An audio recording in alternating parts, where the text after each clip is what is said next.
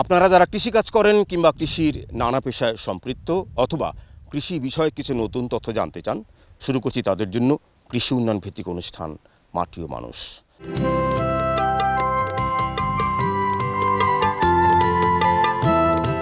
সেই দর্শক, আমাদের আজকের অনুষ্ঠানে যথারীতি প্রচারিত হবে মাঠ ভিত্তিক প্রধান প্রতিবেদন, সমকালীন প্রতিবেদন, কৃষি তথ্য জানাকুন পর্ব এবং সফল ঘটনা। শুরুতেই প্রধান প্রতিবেদন।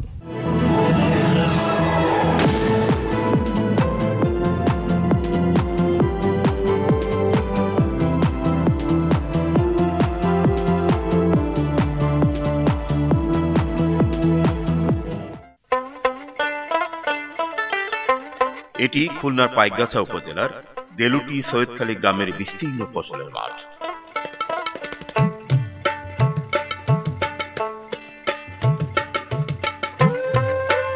চকের এই প্রান্ত থেকে ওই প্রান্ত যেদিকে চোখ যায়, মাঠ জুড়ে তরমুজের ক্ষেত। অথচ 2 বছর আগেও সৈয়দখালী গ্রামের এই চিত্র ছিল ভিন্ন রকম।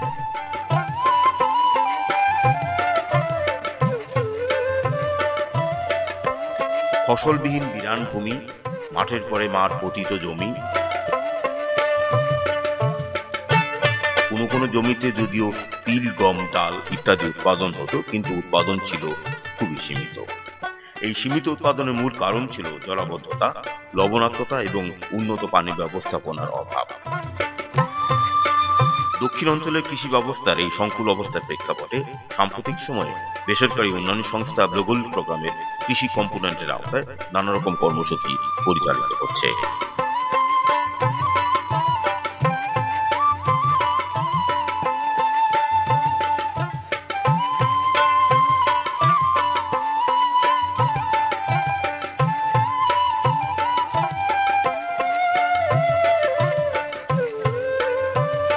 তরমুজ মাটি স্কুল এর মধ্যে অন্যতম।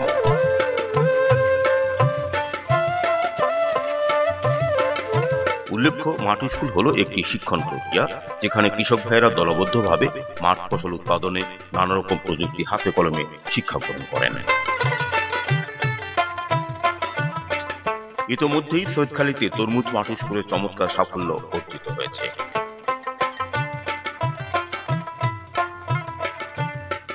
সৈয়দখালী কৃষক মাটি স্কুলের লুচন এর মধ্যে উল্লেখযোগ্য।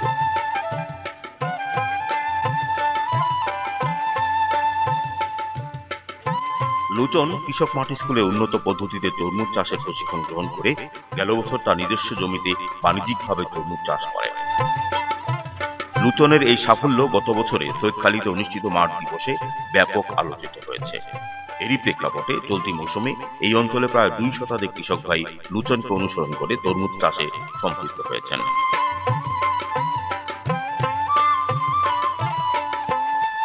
সবারই মাঠে তরমুজের ফলন ছিল চমৎকার।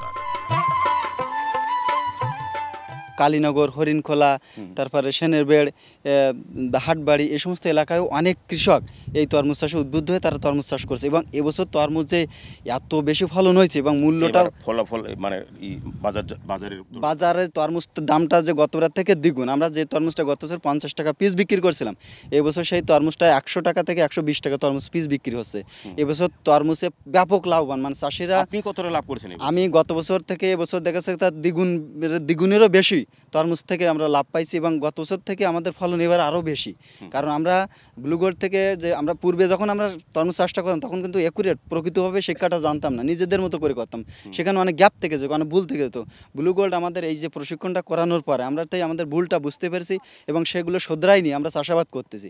তা গত বছর আমাদের থেকে এবার আমরা সেই প্রযুক্তি আকারে চাষাবাদ করে আমাদের ফসলটা দ্বিগুণ হারে হয়েছিল। এবং কতজন কৃষক এবছর নতুন করে আপনার পরামর্শ ভাবে তরমুজ চাষ করেছে? এখানে 200 থেকে 300 চাষি এবছর নতুন করে। ইউনিক দুইজন নাম বলেন যারা চমৎকার সফল। যেমন অজয় হয়েছে, তারপর আমাদের এখানে মাইকেল হয়েছে, ওখানে হয়েছে রাজ্জাক মোল্লা, আফজাল শেখ। দর্শক মণ্ডলী, আমরা একটু যাবো সেই অজয়ের মাঠে বা আফজাল মোল্লার মাঠে, দেখি তাদের মাঠে এই তরমুজের ফলাফল কেমন।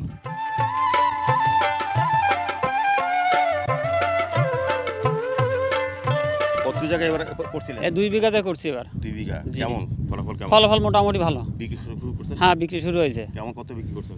তা ধরেন বিঘা প্রতি 35 থেকে 40 হাজার হচ্ছে এবার। এবার দাম কি ভালো নাকি? এবার দাম অনেক ভালো। 2 মাসে আমরা দেখা যাচ্ছে 1 বিঘা জমি 35 থেকে 40,000 টাকা। চাষ ব্যবস্থা বলে দিচ্ছেন। হ্যাঁ, চাষ ব্যবস্থা, সেখানে কিভাবে জমি চাষ করতে হয়, কিভাবে সার ব্যবহার করতে হয়, মাঝে মাঝে পোকা আসলে সে পোকাটা কিভাবে দমন করতে হয়, কখন সেচ দিতে হয়, কিভাবে কতটুকু আপনি পরিমাণ সংগ্রহ সেচ করছিলেন? দিতে হয়। হ্যাঁ জি অবশ্যই। এখন হ্যাঁ। কত বিক্রি হবে, কত টাকা লাভ হবে মনে করেন? তো এখন ধরেন আমাদের 1 বিঘা জমিতে হয়তো 10,000 টাকা খরচ হচ্ছে, হুম। তা বিক্রি হতে 40,000 টাকা হবে। আচ্ছা, আপনাদেরকে তো অজয় করছিল এই এলাকায়। হ্যাঁ, এই যে অজয়। আফজাল সাহেব চলুন অজয়ের মাঠে, আপনার মাঠে দেখলাম ভালো। চলেন আচ্ছা।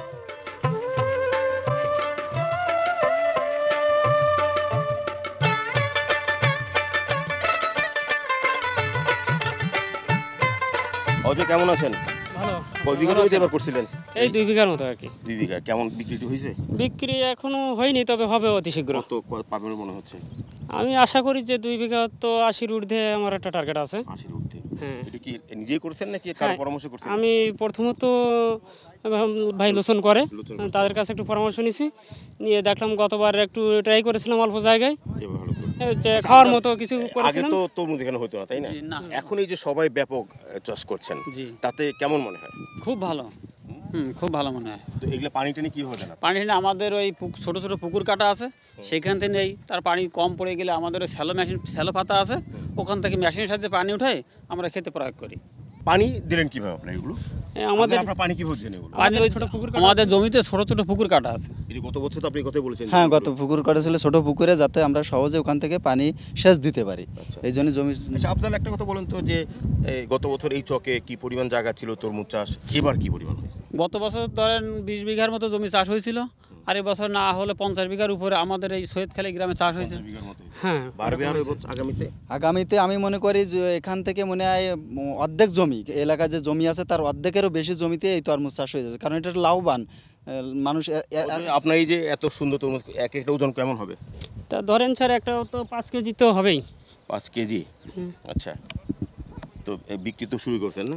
বিক্রি হয়। ভালো ভালো ভালো। হ্যাঁ, লাভ এবার ভালোই হবে, কারণ এরকম যেহেতু মালের দাম বেশি আছে। অজয়, আফজাল এরকম আরো অনেক দৃষ্টান্ত। হ্যাঁ, আরো হ্যাঁ। গোবিন্দ, আপনিও কি লোচনের দেখা দেখি? হ্যাঁ, আমি লোচনের দেখা দেখি গতবার সে করছিল, দেখে আমার খুব আনন্দিত হয়েছিল যে আমি নিজে একটু করার জন্য আমার উৎসাহ। লোচনের কাছে কি কি পরামর্শ পাইছিলেন? লোচনের কাছে পরামর্শ হলেন যে ভালো বীজ কিনতে হবে, ভালো মানের বীজ কিনতে হবে, তারপরে ভালো এই ছোটো ট্রাক দিয়ে, পাওয়ার টিলার দিয়ে চাষ করতে হবে। হ্যাঁ, তারপরে ওই পোক যখন লেগে যাবে, পোকা যখন লেগে যাবে, পোকামাকড় দমন। পোকামাকড় দমনের জন্য। আচ্ছা গোবিন্দ, একটা জিনিস, এতে লোচন যখন কথা বলেন, এই যে আপনাদের পরামর্শ দেন, তখন তো এই অঞ্চলে অন্যরকম ফসল হতো না, কি ফসল হতো? তখন কিছু হতো না, তখন এই গরু মাঠে চড়াই বেরোতো, কোনো ফসল হতো না। তারপরে লোচনের দেখা দেখি আমরা অনেকেই আমরা আগ্রহী হয়ে গেলাম।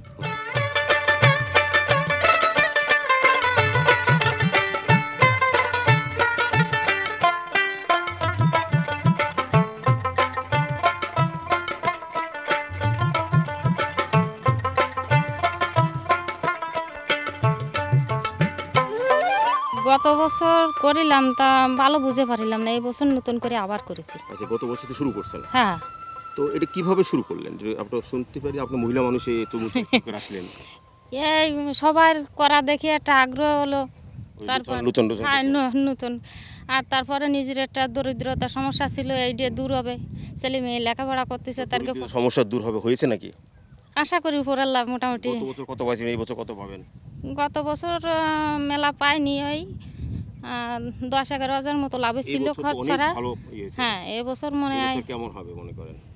এবছর উপর আল্লাহ কদ্দূর করে মনে হয় ভালো ফল পাবো। আচ্ছা, এটা কতটুকু হবে যেটা আপনি জমি থেকে আজকে তুললেন, না কতটুকু হবে? এটা 4 কেজি চাষ। 4 কেজি। বিক্রি শুরু করছেন না? না, এখনো বিক্রি করে একটু পারিনি। কদিন পরে করবেন। হ্যাঁ, এখন ছোট আছে তো। কত হতে পারে অনুমান করে এই জমিটার মধ্যে? কয় হাজার টাকা? 2 লাখ, 3 লাখ, 50,000? ওই 1,2,000 মতন আশা করি।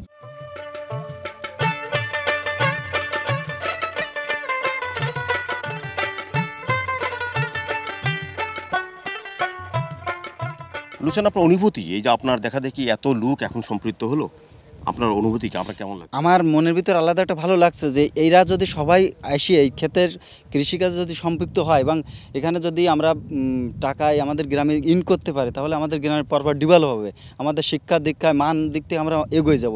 তখন কিন্তু আমরা সবাই সুখে জীবনযাপন করবো, একে অন্যের পাশে গিয়ে পাশে দাঁড়াতে পারবো, একটা আলাদা আমাদের ভিতর আনন্দ কাজ করবে। আপনার কি মনে আছে গত বছর আপনি কি বলেছিলেন যে পানি সংরক্ষণ করতে হবে, একটা বিষয় বলেছিলেন যে আমাদের এগুলো করতে গেলে পানি সংরক্ষণ করতে হবে, একটা রিজার্ভ করতে হবে।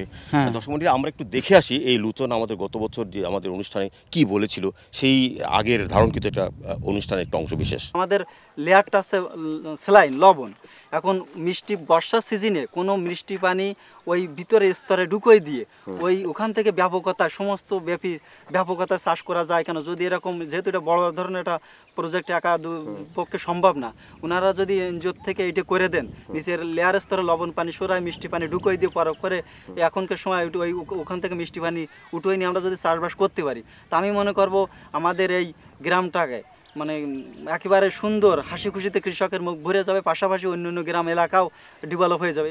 আপনি দেখলেন যে আপনি কি বলেছিলেন যে পানি সংরক্ষণ করতে হবে, এখন কি পরামর্শ কি একই নাকি আরো? আমি বলতে চাচ্ছি এই যেগুলো প্রকল্প আমাদের এখানে ব্লু গোল্ড কাজ করছে বা সরকার আমাদের জন্য এলাকায় যদি আরও বেশি বেশি পানি রাখার জন্য কোনো সংরক্ষণ, কোনো খাল খনন করা বা রিজার্ভ পানির ব্যবস্থা করে দিতে পারে, তাহলে আমি মনে করবো এখানে আরও যে ডেভেলপ দেখা যাচ্ছে এখান থেকে 2-1 বছরের ভিতরে ডেভেলপ আরও দ্বিগুণ ছাড়িয়ে যাবে এবং আমাদের এলাকা আরও উন্নত হয়ে যাবে, রাস্তাঘাট উন্নত হয়ে যাবে। যখন এলাকার উন্নত হবে তখন কিন্তু বৈদ্যুতিক আমাদের এলাকাটা সমস্যা আছে, এই বৈদ্যুতিক সমস্যাটা দূর হয়ে যাবে, বাজারজাতের একটা বাজারজাত ব্যবস্থা হয়ে যাবে, এলাকার অনেক মানুষের কর্মসংস্থান বের হয়ে যাবে। এইভাবে যদি আমাদের চলতে থাকে তাহলে অদূর ভবিষ্যতে আমাদের যে ডিজিটাল সরকারের যে স্বপ্ন, আমরা সেই স্বপ্ন পূরণ করতে সক্ষম হব বলে আমি মনে করি। ধন্যবাদ লুচন। একথা ঠিক, লুচন তথা পাইকগাছা বটিয়াঘাটার সহস্রাধিক কৃষক ভাইদের এই সাফল্যের মূল কারণ গ্লোবাল প্রোগ্রামের কমিউনিটি ওয়াটার ম্যানেজমেন্ট বোর্ড।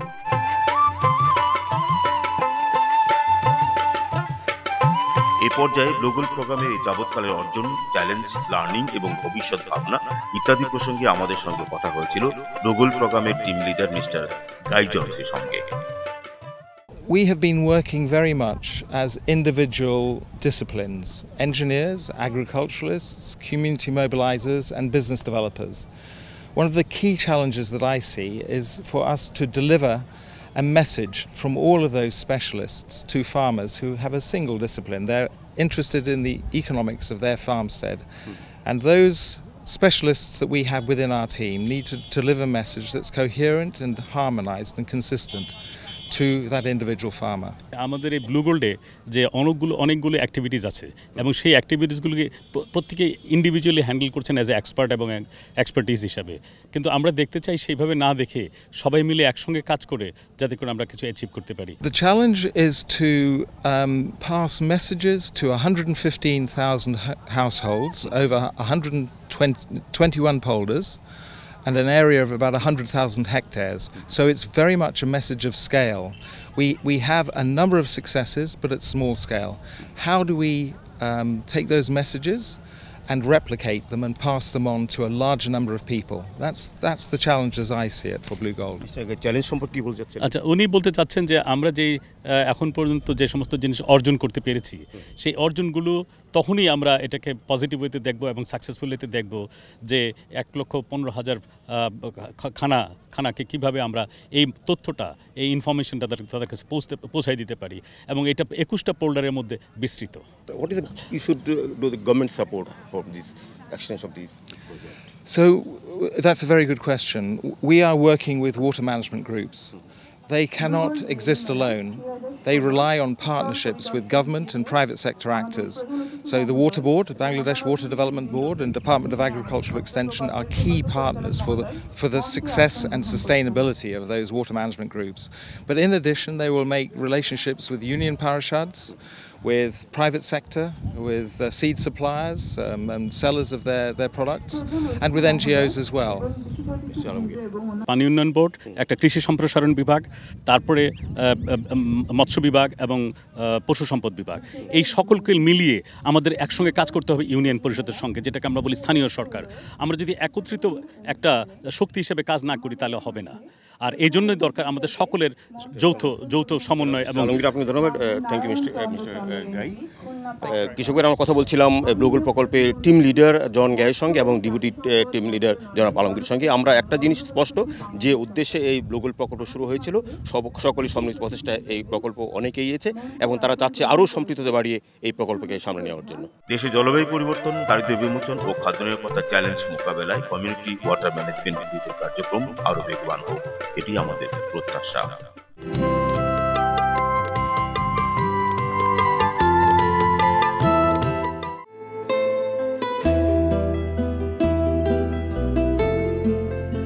কমলা আমাদের দেশে একটি জনপ্রিয় সাইট্রাস জাতীয় ফল।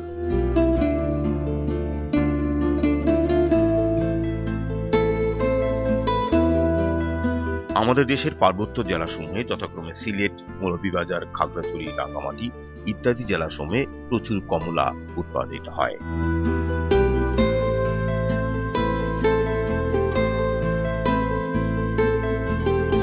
এছাড়া সাম্প্রতিক বছরগুলোতে দেশের উত্তরাঞ্চলীয় জেলাগুলোতে কমলা উৎপাদিত হতে দেখা যায়।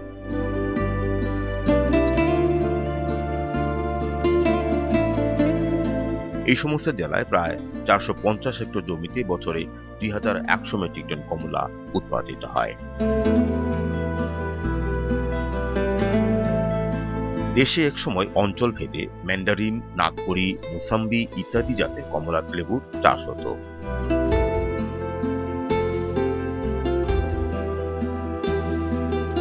সাম্প্রতিক সময়ে বাংলাদেশ কৃষি গবেষণা প্রতিষ্ঠান কমলার দুটি জাত অবমুক্ত করেছে। এদের একটি হচ্ছে বাড়ি কমলা 1, অপরটি হচ্ছে বাড়ি কমলা 2। এই সমস্ত জাত এখন কমলা উৎপাদন এলাকায় পারিবারিক কিংবা বাণিজ্যিকভাবে চাষাবাদ হচ্ছে। তবে পারিবারিক কিংবা বাণিজ্যিক পর্যায়ে সময় মতো গাছের পরিচর্যা ও ব্যবস্থাপনা না করার কারণে বাড়ি কমলা 1 এবং বাড়ি কমলা 2 জাতের চাষের ক্ষেত্রে অনেক সময় আশানুরূপ ফলন পাওয়া যাচ্ছে না। ডক্টর মনোজন ধর, বাংলাদেশ কৃষি গবেষণা ইনস্টিটিউট ইতিমধ্যে 2টি জাত কমলার ক্ষেত্রে উদ্ভাবন করেছেন আপনারা, একটি বাড়ি কমলা 1 আর বাড়ি কমলা 2।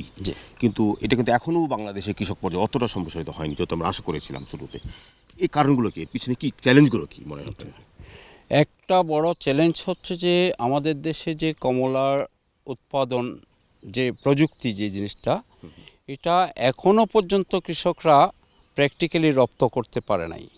ফলে যে এক সময় কমলার ড্রপিংটা বিশেষ করে জুন, জুলাই এবং আগস্ট মাসে প্রচুর ফল ঝরা একটা, এটা তখন আর প্রতিরোধ করতে পারে না।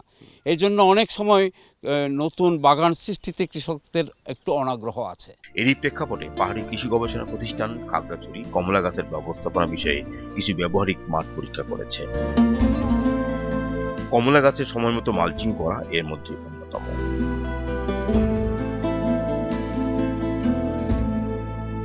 বিজ্ঞানীরা বলছেন শুধু মালচিং এবং সামান্য কিছু পরিচর্যা করলেই কমলার ফলন শতকরা 40 ভাগ বৃদ্ধি করা সম্ভব।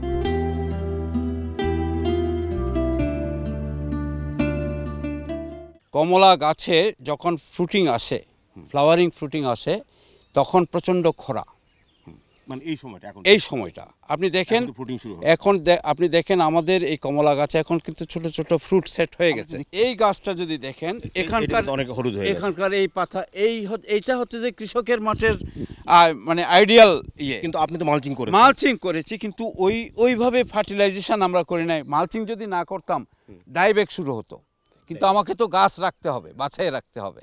হ্যাঁ, তাহলে একটা গাছের সার পরে যখন হবে তখন আমরা দেখবো এরকম করে হলুদ হয়ে, কৃষক ভাইরা এরকম দেখুন তো আপনাদের কমলা গাছ যদি এরকম হলুদ বর্ণ ধারণ করে তাহলে বুঝতে হবে যে এই গাছটা এখন সারের প্রয়োজন। এখন সার কিভাবে দেবেন আমরা এই বিষয়ে এখন ডক্টর ধরের সঙ্গে বিস্তারিত শুনবো। কি কি সার দেবো? ইউরিয়া, টিএসপি এবং এমওপি সার। একটা গাছের জন্য কি পরিমাণ দিতে হবে? এই যে এটা বয়সের উপর নির্ভর করে। সাধারণত এটা হচ্ছে যে 4-5 বছরের গাছ 2.5 থেকে 3 কেজি সার প্রয়োজন হয় এক একটা গাছে। টপ ড্রেসিং, কারণ এটা যেহেতু একবার লাগাই অনেক বছর ধরে থাকে, এই জন্য সবসময় টপ ড্রেসিংই হবে এটা। এই ব্যবস্থাপনা করলে কমলা গাছের কত শতাংশ ফল রক্ষা করা যাবে, গাছ থেকে ড্রপিং রোধ করা যাবে? হ্যাঁ, এই যে এটা নির্ভর করবে যে গাছের ক্যানোপি মানে কত বয়স হয়েছে। যেমন এই বাড়ি, আপনারা জানেন যে বাড়ি কমলা 2 এটা হচ্ছে চাইনিজ কমলা নামে পরিচিত, ফলের আকার ছোট।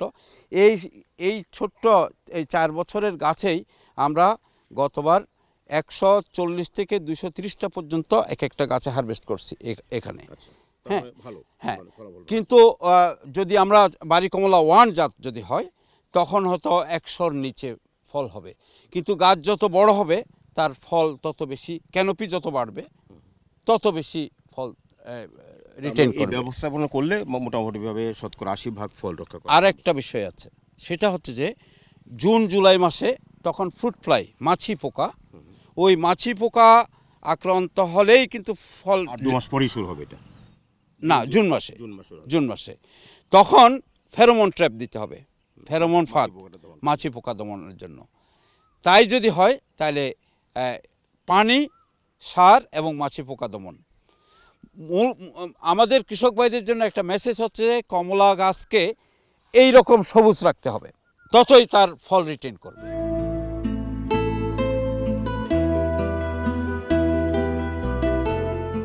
আপনাদের বাড়িতে যাদের কাছে কমলা গাছ আছে, বিশেষ করে বাড়ি কমলা 1 এবং বাড়ি কমলা 2, আমরা শুনেছি যে বিভিন্ন সময়ে আপনাদের কমলা ঝরে যায়। আপনারা যদি এখন থেকে সেই কমলা ঝরার প্রতিরোধগুলো ব্যবস্থা এই ডক্টর ঝড়ের কাছে ব্যবস্থা করেন, তাহলে শতকরা 80% কমলা রক্ষা করা সম্ভব। সেই জন্য এখনই পদক্ষেপ নিতে হবে। যখন ফ্রুটিং শুরু হবে তখন আপনারা সার, মালচিং ইত্যাদি ব্যবস্থা গ্রহণ করবেন।